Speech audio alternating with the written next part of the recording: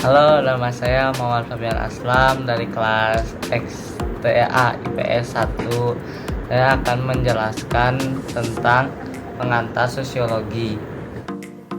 Pengantar sosiologi dibagi menjadi 7. Yang pertama, objek kajian sosiologi masyarakat.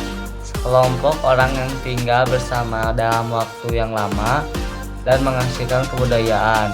Ciri-ciri masyarakat adalah yang satu, pengelompokan agregasi orang. Yang kedua, tinggal bersama dalam waktu yang lama. Yang ketiga, menghasilkan kebudayaan. Yang keempat, spesialisasi peran. Yang kelima, komunikasi. Lalu pengantar sosiologi yang kedua adalah metodologi dalam sosiologi. Metodologi dalam sosiologi dibagi menjadi 2, yaitu metode kuantitatif dan metode kualitatif. Metode kuantitatif adalah sosiologi menggunakan data atau informasi berupa angka sehingga gejala yang diteliti dapat diukur dengan menggunakan skala, indeks, tabel, dan formula yang menggunakan ilmu pasti atau matematika. Dan metode kualitatif adalah mengutamakan data atau informasi yang sulit dapat diukur dengan angka-angka atau ukuran yang bersifat eksak. Lalu pengantar sosiologi yang ketiga, realitas sosial sebagai objek kajian. Peter I. Berger dan Thomas Luhmann melihat bahwa realitas sosial memiliki dimensi objektif dan subjektif. Melalui proses subjektivasi, internalisasi, dan memungkinkan proses eksternalisasi dan menyebabkan perubahan sosial dan munculnya berbagai permasalahan sosial. Lalu yang keempat, pengantar sosiologi kehidupan sosial. Kehidupan sosial kemajemukan masyarakat Indonesia dapat dilihat secara horizontal dan vertikal. Ada beberapa faktor pendorong atau penyebab terbentuknya kemajemukan masyarakat Indonesia. Contohnya adalah keadaan geografis Indonesia, pengaruh kebudayaan asing, iklim yang berbeda. Lalu yang pengantar sosiologi yang kelima adalah gejala sosial.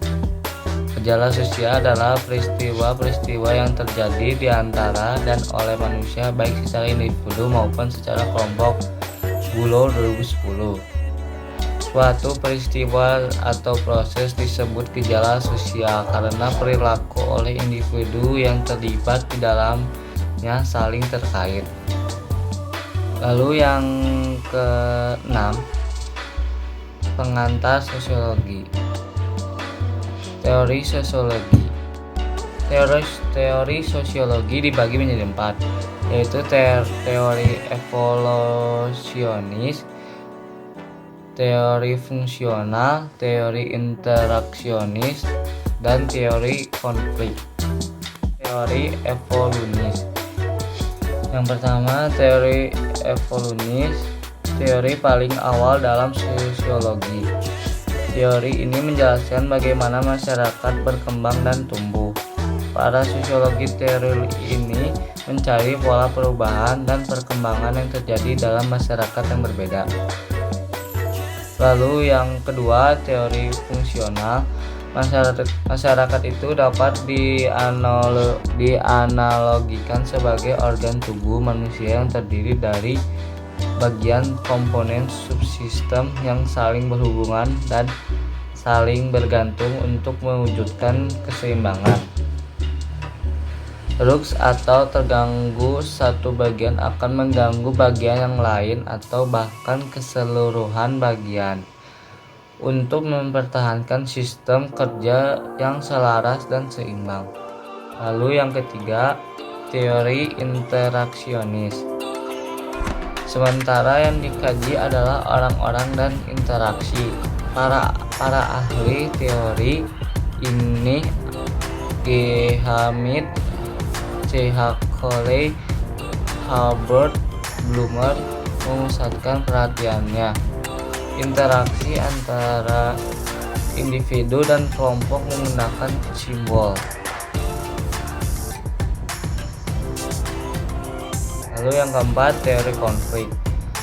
Melihat masyarakat berada dalam konflik yang terus-menerus antara kelompok dan kelas, Marx memusatkan perhatian pada pertentangan antar kelas untuk kepemilikan kekayaan produktif. Perjuangan meraih kekuasaan dan penghasilan sebagai suatu proses yang berkesinambungan.